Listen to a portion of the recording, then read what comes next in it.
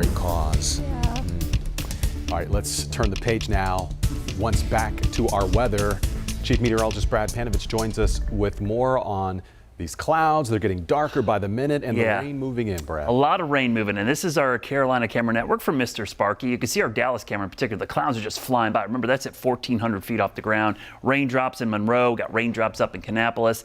Pretty much everywhere you look, there's green. It's not for St. Patrick's Day. It's because we've got rain moving in on the radar. You see all the moisture moving in from the southwest. Again, some of this is the heaviest we've seen all day, especially around Rock Hill, Fort Mill, down towards Chester, Fort Lawn. As you move up towards Pineville, Matthews, Ballantyne area, some heavy rain now moving there.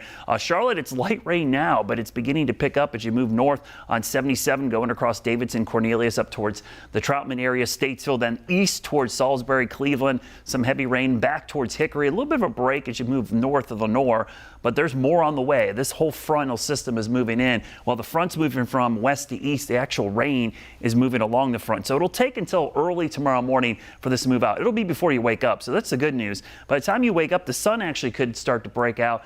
It'll be much colder and windier as the day goes on, so just prepare now.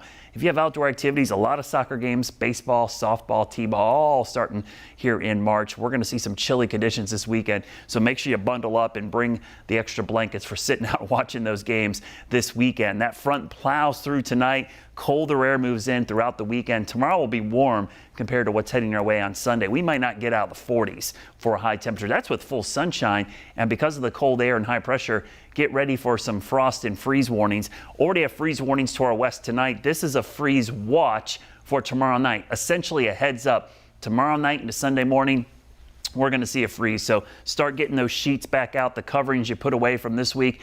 You're going to need them back out, not only for Sunday morning, but for sure Monday and Tuesday morning, and quite possibly Wednesday morning. So maybe 3 or 4 more mornings to see the potential for a frost or freeze. It's crazy to think we've had these many freeze warnings here in March. That shows you how early the growing season has started.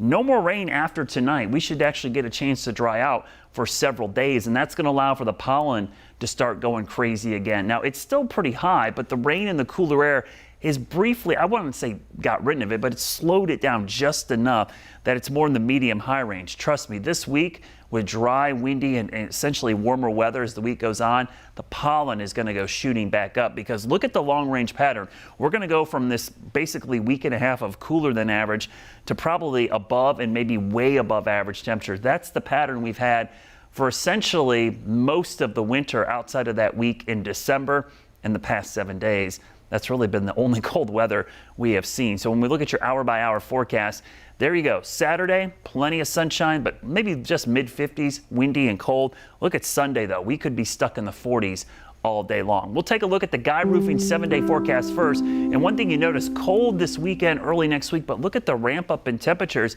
By next Friday, we could be near 80 degrees. Let's go 10 days into the future, and you could see this warm weather, once it returns, it's going to be sticking around into next weekend. Wow, it sure is. Look at that 80 degrees. Brad, thank you.